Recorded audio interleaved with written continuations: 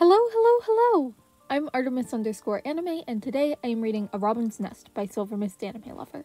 Chapter 5, Panic. Summary.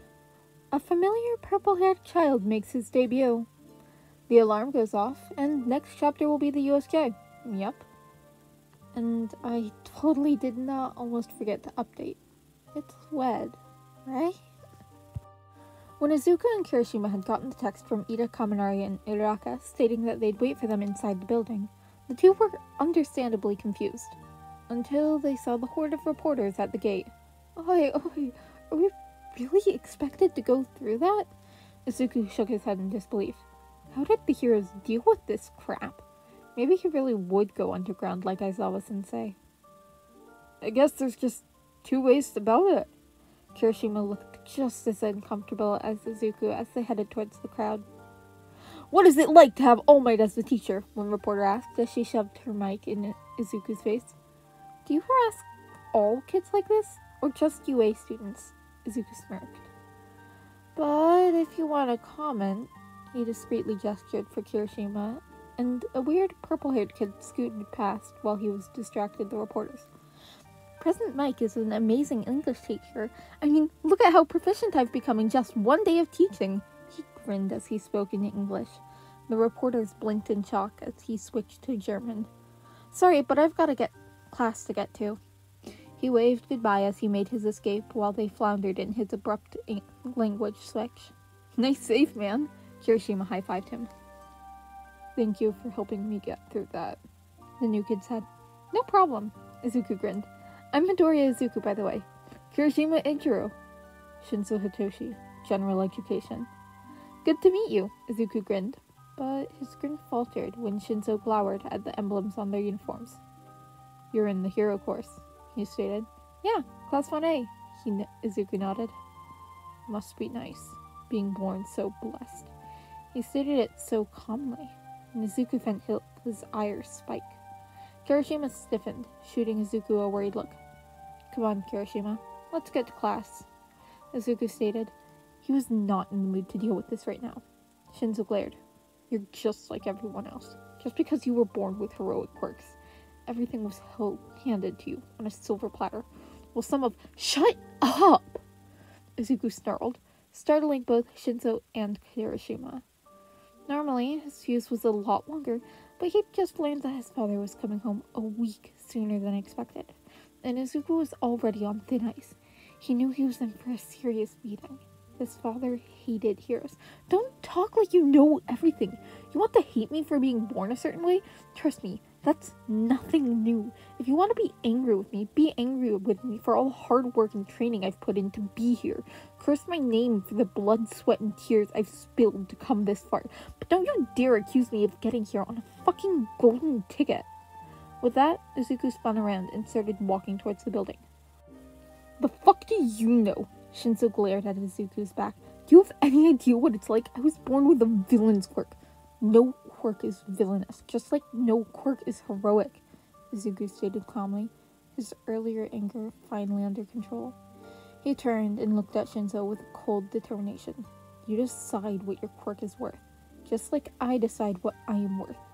I know what it's like to be bullied for the way I was born, to be different, cast out, ostracized. I've been told all my life that I'm worthless nothing that should go die. I'm quirkless, and I'm still going to become a hero. So what are you going to become, Shinzo? Izuku gently tugged Kirishima's sleeve as they entered the building, leaving a badly shaken Shinzo behind them. Did someone really tell you to go die? Kirishima echoed. A lot of people did, Izuku sighed. Some of them have even left me notes and threats to do it themselves before. It's nothing I'm not used to. You'd tell me if something like that happened here, right, man? You know that they're wrong to do that. I know. I'm just not used to having friends. Izuku flushed a little. I haven't had friends since I was pronounced quirkless, you know. I thought Bakugo... His eyes narrowed as things started to click into place. He was a bully to you, wasn't he? I've got a few scars. Nothing too bad, though. But he's getting better. And one day, he'll make a good hero.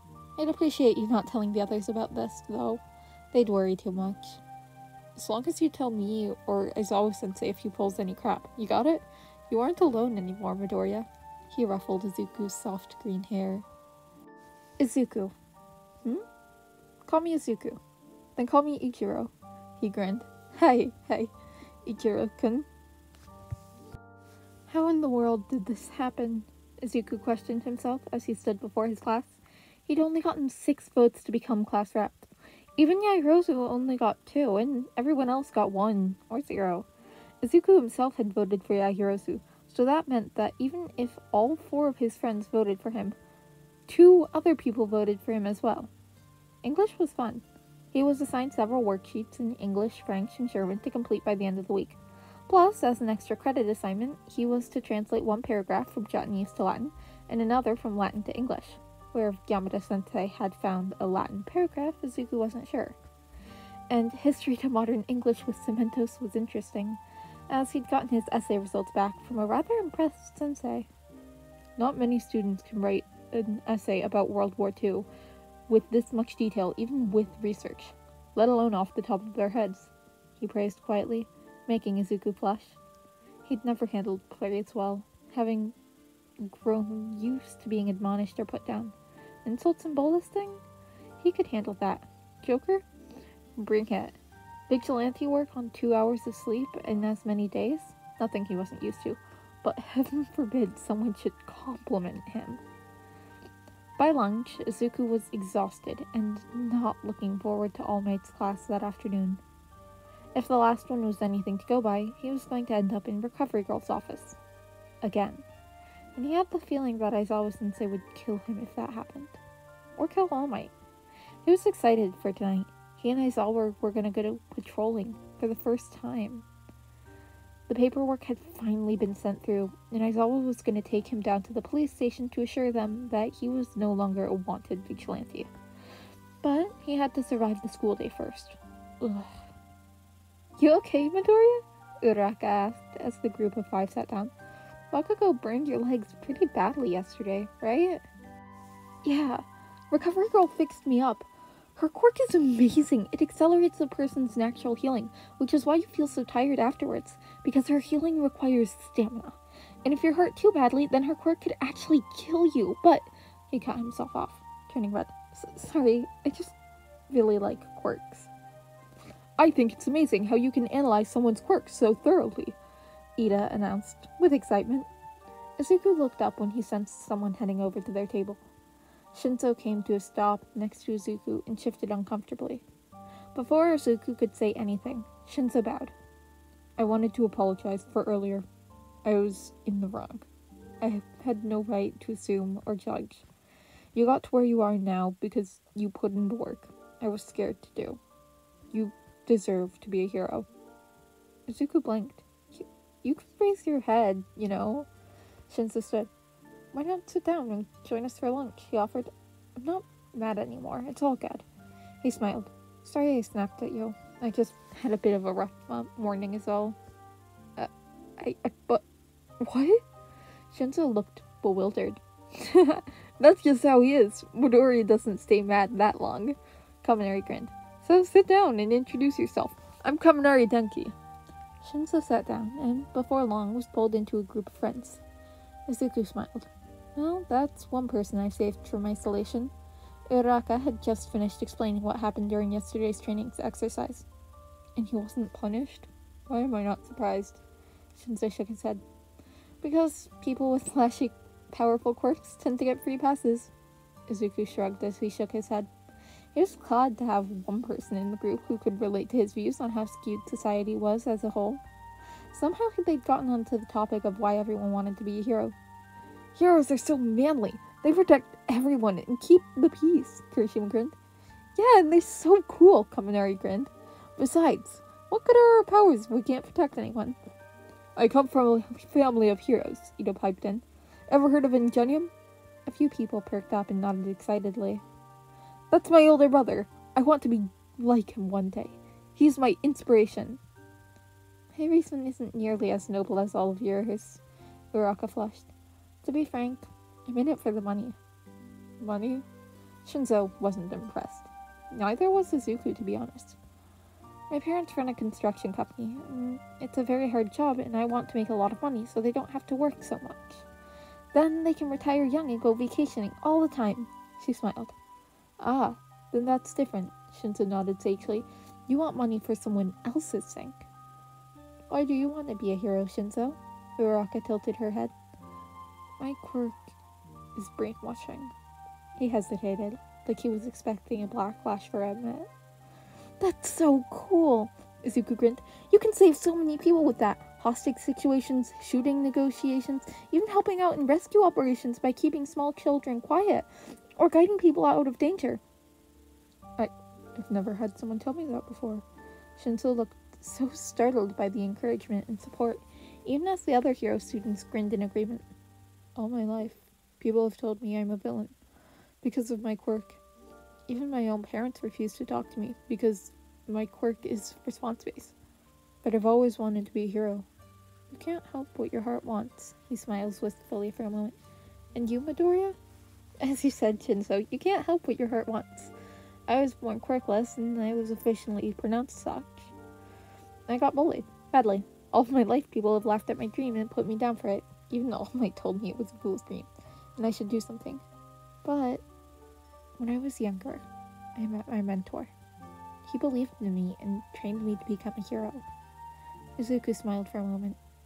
He died a long time ago, but I can't help but feel he'd be proud to see where I am now. I want to become a hero, so the people who have helped me to get where I am now will never truly die. They'll never be forgotten so long as I chase after my dream. He abruptly remembered that there were people listening to him and turned bright red. Oh my gosh, I'm so sorry, I didn't mean to go off on a tangent. That's such a manly reason. So beautiful. Ichiro clenched his fist as tears rolled down his face. Wow, I didn't realize you had such an incredible backstory, Midoriya. Uraraka grinned. Shinzo was about to say something when the alarm abruptly went off. Attention! A security breach level 3 has been detected. All students, please evacuate to designated shelters. Level 3? Ida stopped an upperclassman. It means someone's breached the front gates of UA and infiltrated the school. In my 3 years of being here, I have never seen it happen. The upperclassmen then rushed off. They made to follow when Izuku stopped them. Wait, what? Izuku, we've got to evacuate too, Ichiro argued. Take a moment and look at that disaster. Izuku calmly pointed toward the absolute panic that was happening in the hallway, where several people were probably going to be trampled to death if something wasn't done. He glanced out the window to assess the situation, and blinked when he saw the press? Are you fucking kidding me? A few of them flinched at Izuku's F-bomb, but he really didn't care at that point. He sighed. I'll be right back. He reached into his backpack, which he brought with him everywhere out of habit, and grabbed his grappling hook. He then shot the pipes over the exit door, and skillfully balanced on the very small ledge there. Compared to scaling skyscrapers in Gotham, this was nothing. He then used his newly improved computer, which was disguised as part of his club, to wirelessly hack the intercom in the hallway. Attention students, he called out, startling the group of rampaging teenagers as his voice sounded from the speakers above them. Do not panic. The press has been spotted outside. Please remember where you are and proceed in an organized fashion to the designated areas. He sent them a mild glare before hopping down. Now that the panic had been dealt with, he easily made his way back over to his friends. They've gotta start having drills or something, because that is just ridiculous. He shook his head as he helped up a few people who had been caught underneath the stampede. Luckily, nobody was hurt too badly to move, and he pulled out his cell phone and called Recovery Girl to let her know that she should expect a few people. By the time that everything had calmed down and everything had been settled, Izuku was even more exhausted than before, so it was a pleasant surprise to find that Aizawa was going to join them for the exercise today. Maybe it's because of the bullshit All Might pulled yesterday? Izuku would have donned his Robin outfit if they weren't still in the repairs and alterations, because damn it, he told them to make that stupid cape longer. So instead, he settled for his gym outfit with his utility belt and his newly refurbished gloves. He'd put the digital system into it, allowing him to hack the technology a lot faster, which was what he'd used in the panic earlier.